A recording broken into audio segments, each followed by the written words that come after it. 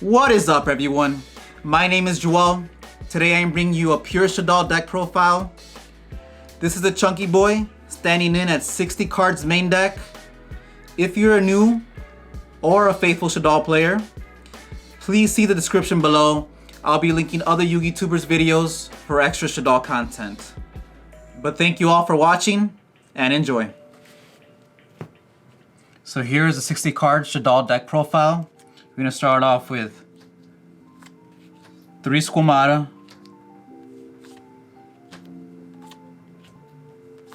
3 Wendy, and 3 Hedgehog. I have these labeled like these because these are arguably your best Shaddolls in the deck. They all replace themselves in one way or another. The only other 3 of Shaddoll I have is the Nel Shaddoll Ariel,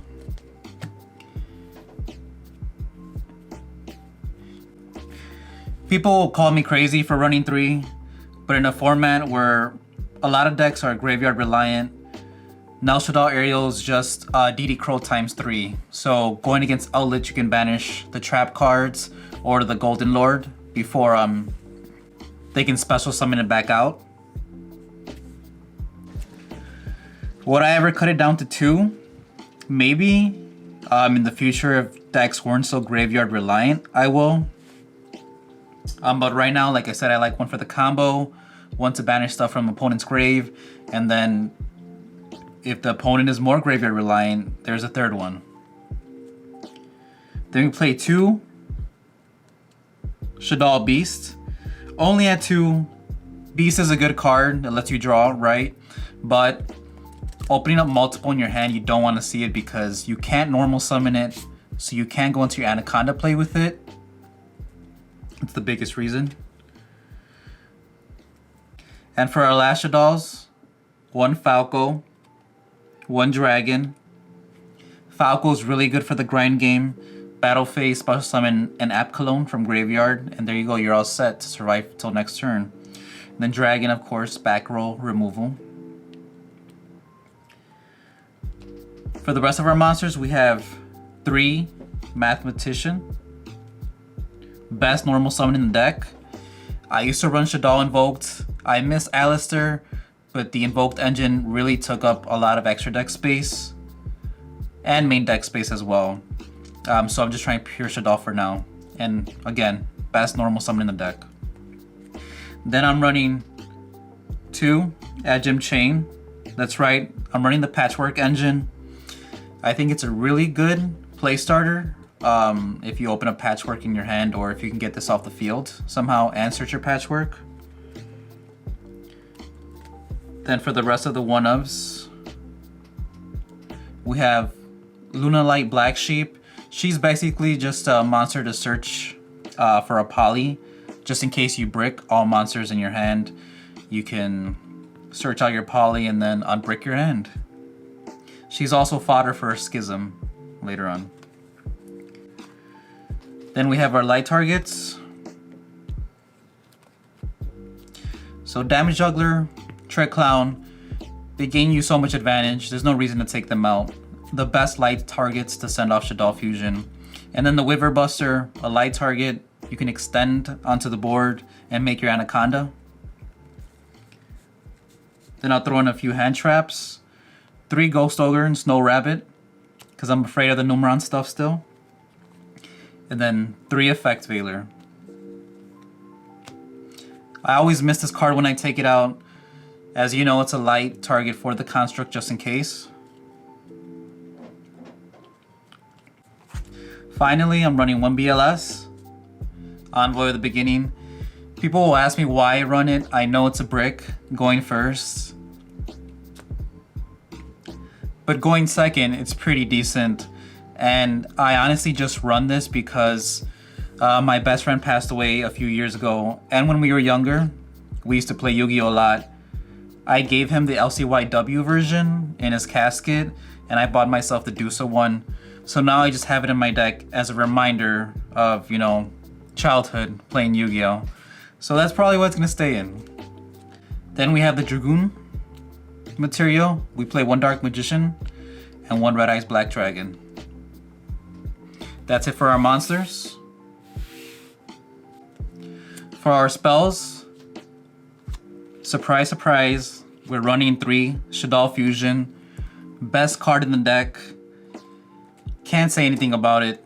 Obviously, you just try to bait your opponent's hand traps with other cards before you activate this because you really want this one to go off. Then we have 3 El Shaddoll Fusion. This card says, I'm going for game on my turn, or I'm summoning a Winda on your turn. That's pretty much it.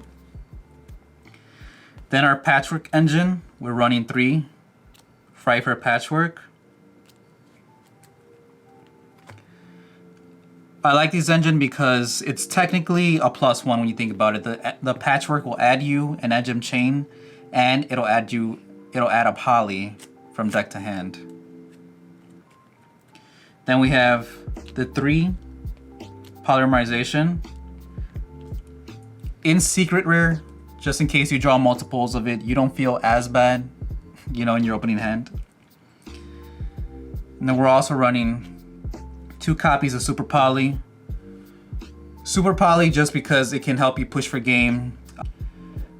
Super Poly can also help you make Dragostophilia. And it is also an out to your opponent's Dragoon. Then we're running 3 copies of Allure of Darkness. You guys can switch this card for whatever you want. I like Allure of Darkness because it helps me dig deeper into my deck just in case I do brick with mostly monsters. And we are running mostly dark monsters. Then we have 2 copies of Pot of Desires. You know, there's that running joke about Neg 9. I don't like Pot of Desires, but it literally just says draw 2 for the cost of a quarter of your deck. This is a 60 card Shaddoll deck, so it doesn't hurt as much. Yeah, but if you banish your Dragoon, your Dark Magician or your Red Eyes, it doesn't really matter. Dragoon shouldn't be the priority in this deck. You should just be worried about card advantage and drawing into your spells. Then our 1-ofs, we have 1 Foolish Burial, self-explanatory, any Shaddoll. 1 Emergency Teleport to bust out your Ghost Ogre or your Wendy. And the 1 copy of Red Eyes Fusion. That's it for our spells. For our traps, we're running 2 Shaddoll Schism.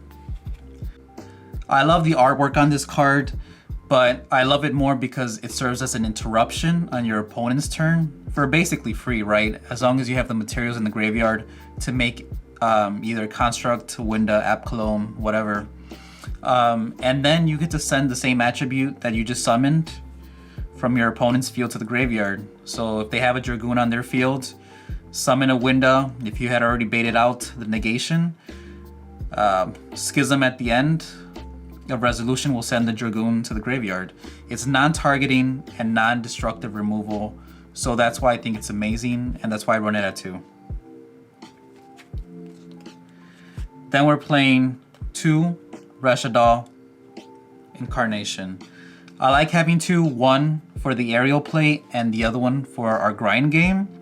It does come up, and of course, setting a Winda with the Shaddoll Incarnation means that you have another way to summon the Winda just in case to get it off the board. That's it for our traps. For the extra deck, we're running 3 copies of your favorite girl, Construct, El Shaddoll Construct. I used to run it at 2 when I played Shaddoll Invoked.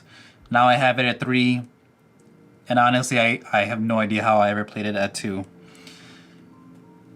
Best speeder in your deck, and obviously she can tutor any spell or trap, Shaddoll spell or trap, from your deck to your graveyard, and then just recur it back when she goes to the graveyard. So great way to get back your El Shaddoll Fusion or your Schism. Then I'm running 2 copies of El Shaddoll Winda, the other favorite girl in the deck. Obviously you love her. Shaddolls get a bad rep because, you know, they assume that we just summon Winda and pass. But Winda is not as oppressive as some other cards in the meta right now. Then we're playing 2 copies of App Cologne.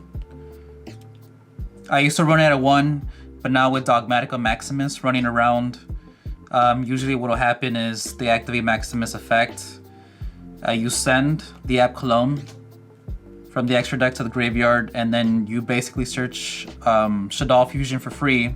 And if you have a Shaddoll monster in hand, you send it to grave and you'll get another effect for free. Then we have 1 copy of Annihilatus. I do run this card because, you know, sometimes I hate ritual decks, but it also can stop a lot of decks that rely on spells and traps to summon from either the hand or the graveyard. Then for our last of our fusions, we are playing the 1 Red Eyes Dark Dragoon. I mean, there's not much to say. If you haven't played against it yet, you know it's a pain in the butt to get over. And in this deck, I would say if you summon Winda and a Dark Dragoon, you basically have this game locked. And then 1 Dragostophilia for your Super Poly target. So normally you would use, you would summon Anaconda effect to send Super Poly, and then use your opponent's Anaconda and their Dragoon to make Dragostophilia. And that's one way to remove the opponent's Dark Dragoon. Then for our links, we have 1 Predaplant Verte Anaconda. I want to run it at 2. I might do so. I'm going to cut out another card because it's just so good. Should bring out the Dragoon, turn 1, and then later on you can send any of your El Shaddoll fusion spells too. 1 Cross Shape because it lets you link climb. And usually you link climb into Boral Sword. I run Boral Sword because this is my out to the Dragoon. You could run the Axis Code Talker instead of the Boral Sword.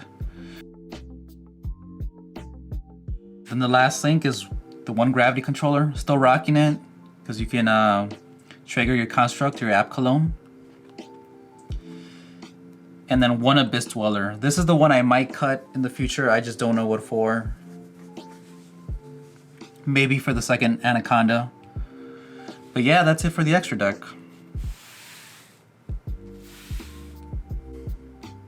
So that's it, guys. This is my 60 card pure Shaddoll deck profile. If you guys would like to see this deck in action, either online or in real life, let me know. It can be arranged. And then that'll give me a chance to also show you the side deck. But thank you all for watching. I hope you guys enjoyed this deck profile, and I'll see you all next time.